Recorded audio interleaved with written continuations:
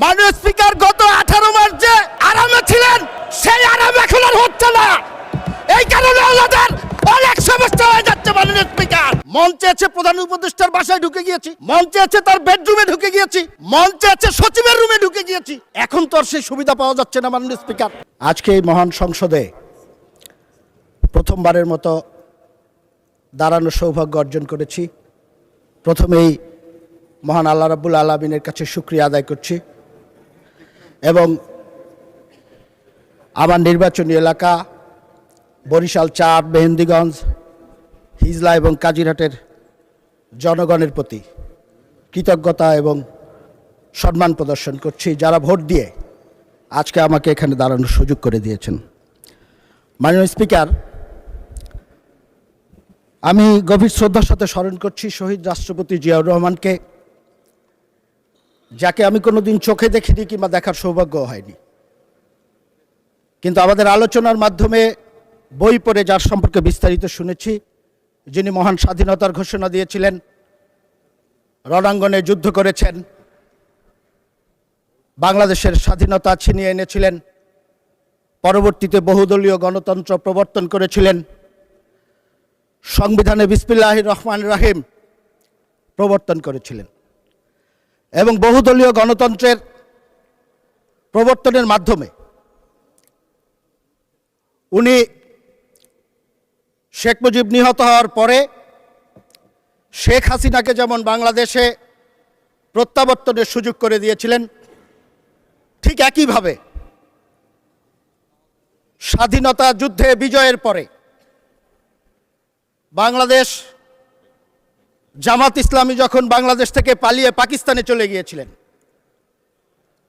তাদের সেই নেতা গোলাম আজমকেও বাংলাদেশে প্রত্যাবর্তনের সুযোগ করে দিয়েছিলেন। মাননীয় স্পিকার, আমি গভীর শ্রদ্ধার সাথে স্মরণ করছি আমাদের দেশনেত্রী বেগম খালেদা জিয়াকে, যিনি বাংলাদেশের গণতন্ত্র প্রতিষ্ঠার আন্দোলনে আপসহীনভাবে নেতৃত্ব দিয়েছিলেন। আমাদের নেতা ছিলেন, আমাদের মা ছিলেন, আমাদের শিক্ষক ছিলেন। আমরা তার কাছ থেকে যে যতটুকু শিখেছি সেই শিক্ষাটুকু যদি আমরা কাজে লাগাতে পারি, তাহলে বাকি জীবন আমরা রাজনৈতিকভাবে সফলভাবে কাটাতে পারবো বলে আমি ব্যক্তিগতভাবে বিশ্বাস করি।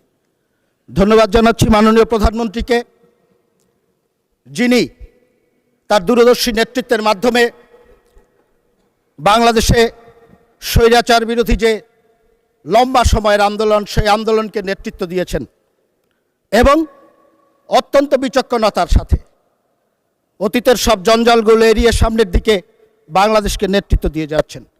আমি কৃতজ্ঞতা প্রকাশ করছি এবং গভীর শ্রদ্ধার সাথে স্মরণ করছি ৭১-এর মুক্তিযুদ্ধের বীর শহীদদেরকে এবং জুলাই আন্দোলনের যারা শহীদ হয়েছেন, যারা জুলাই আন্দোলনে আহত হয়েছেন, যারা পঙ্গুত্ব বরণ করেছেন এবং যারা জুলাই যুদ্ধে অংশগ্রহণ করেছেন, তাদের সবার প্রতি আমি শ্রদ্ধা জানাচ্ছি। মাননীয় স্পিকার, আমরা নতুন সংসদে এসেছি, আমাদের অনেক সদস্যই নতুন করে সংসদে এসেছেন।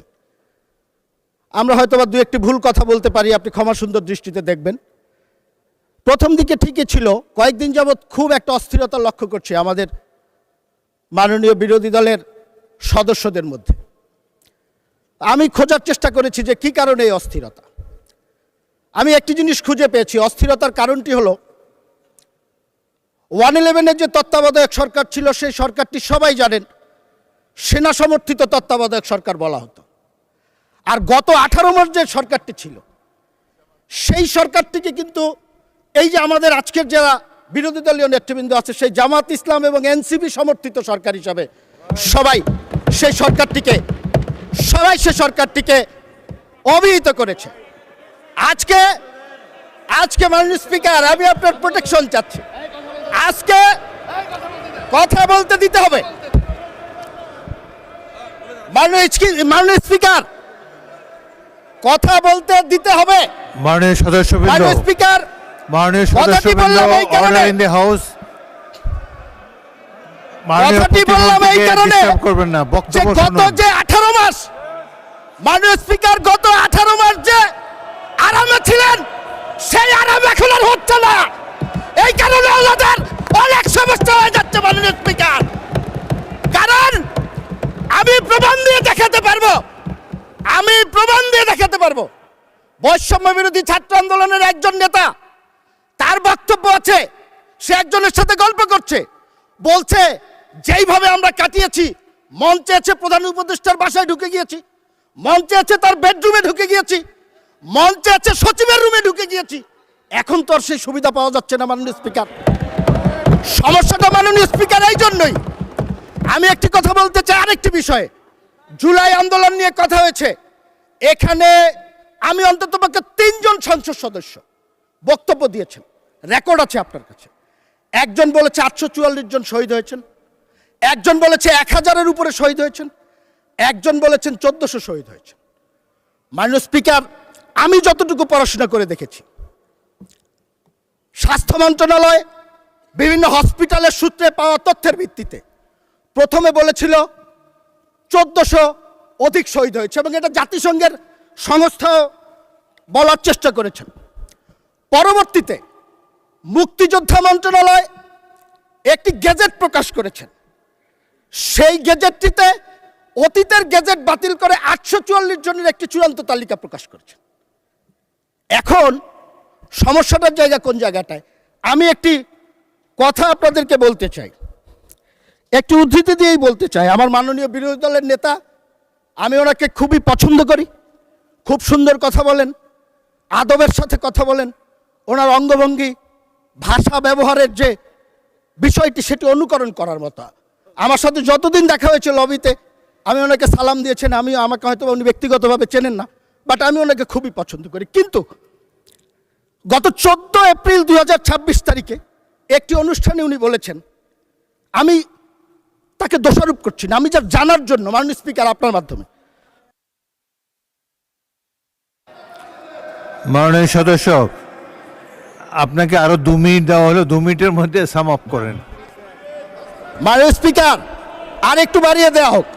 সময় তো দেয় আপনাদের হুইপরা, বাড়ানো কমানো সব মাননীয় তাদের স্পিকার, আছে। উনি বলেছেন প্রোগ্রামটিতে, আমি পত্রিকার রিপোর্ট দেখে বলছি, আমি দেখাতে পারবো, 14 এপ্রিল 2026 1400 শহীদের মধ্যে 1200 শহীদের বাসায় যাওয়ার সৌভাগ্য আমার হয়েছে। এখন মাননীয় স্পিকার, সরকারি গেজেট 844 জনের, উনি 1400-র মধ্যে 1200-র বাসায় কিভাবে গেল, এটা তো আমি বুঝতে পারতেছি। এখন আমরা সংখ্যাটা জানতে চাই। উনি যদি যেয়ে থাকেন কোনো আপত্তি নেই, আলহামদুলিল্লাহ, কিন্তু আমরা প্রকৃত সংখ্যাটা জানতে চাই। আজকে জুলাই আন্দোলন হয়েছে 1 বছর 2 বছর হয় নাই, এখনই স্মৃতির বিস্মৃতিতে অনেক কিছু হারিয়ে যদি যায়, 10 বছর 20 বছর পরে এই ইতিহাস বিকৃতি কোথায় গিয়ে পৌঁছবে? মুক্তিযুদ্ধকে নিয়ে যে ধরনের একটি ব্যবসা, এই মুক্তিযুদ্ধের চেতনা নিয়ে যে ব্যবসা আমরা দেখেছি গত 54 বছর, আমরা চাই না এই প্রজন্মের যারা আছি এই জুলাইকে কেন্দ্র করে নতুন করে ব্যবসা শুরু হোক। এই ব্যবসা বন্ধ করার জন্য প্রকৃত ইতিহাস, কতজন শহীদ হয়েছে, তাদের রাজনৈতিক পরিচয় কি আমরা জানতে চাই। আমরা তো রাজনৈতিক পরিচয়ের কথা বলেছি। এবং উনি আরেকটি কথা বলেছেন, আমার মাননীয় বিরোধী দলীয় নেতা, শহীদরা সবাই শিক্ষিত ছাত্র বা রাজনীতিবিদ নয়, তারা খেটে খাওয়া মানুষ, সাধারণ মানুষ। ভালো কথা, কিন্তু এই শহীদদের একটি বড় অংশ আমরা সবার অবদানকে স্বীকার করি, কিন্তু এই শহীদদের বড় অংশ তো রাজনীতিবিদদের আহ্বানে এখানে শরিক হয়েছেন। এই নেতৃত্বের অধীনে এই সংগ্রামে যারা শরিক হয়েছেন, তাদের অস্তিত্বকে যদি আপনারা অস্বীকার করেন। মাননীয়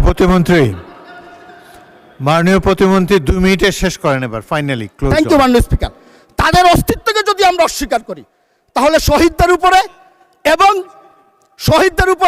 এবং যারা আহত হয়েছেন তাদের উপরে আমার মনে হয় একটু অবিচার হয়ে যাবে। সর্বশেষ 2 মিনিটে একটি কথা বলবো মাননীয় স্পিকার, সেটি হলো বাক স্বাধীনতা কিংবা মত প্রকাশের স্বাধীনতা সবার আছে। এটার জন্যই তো আমরা লড়াই করেছিলাম, জীবন দিয়েছিলাম। সৌভাগ্যক্রমে গত 17 বছর প্রত্যেকটি লড়াইয়ের অগ্র সৈনিক হিসাবে আমরা কিন্তু ছিলাম মাননীয় স্পিকার। আজকে বিরোধী দলের টেবিলে যারা বসে আছেন, এখানে সাধারণ সম্পাদক সাহেব নেই, অনেকের সাথেই এক বিছানায় ঘুমানোর সৌভাগ্য হয়েছে জেলখানায়।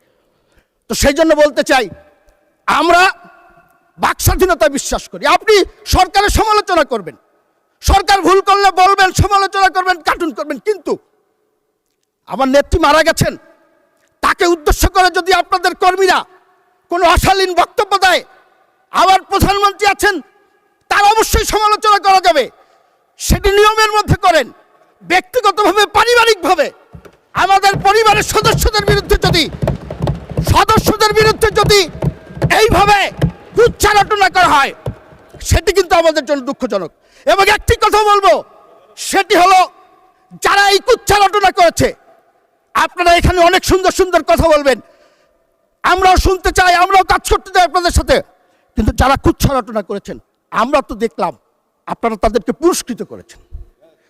আপনারা পুরস্কৃত করেছেন যিনি কুচ্ছারটনা করেছেন, অশ্লীল মন্তব্য করেছেন, তার পরিবারের সদস্যকে আপনারা সংসদ সদস্য করেছেন। কি প্রমাণ করতে চান আপনারা? কি দেখাতে চান আপনারা? আমরা এখনো বলবো, একসাথে কাজ করতে চাই, আপনাদের সাথে কাজ করতে চাই। যে স্বপ্ন নিয়ে 24 জুলাই অভ্যুত্থান হয়েছে, সেই অভ্যুত্থানের চেতনাকে বুকে ধারণ করে আপনাদের সাথে সরকারি দল এবং বিরোধী দল একসাথে কাজ করতে চাই।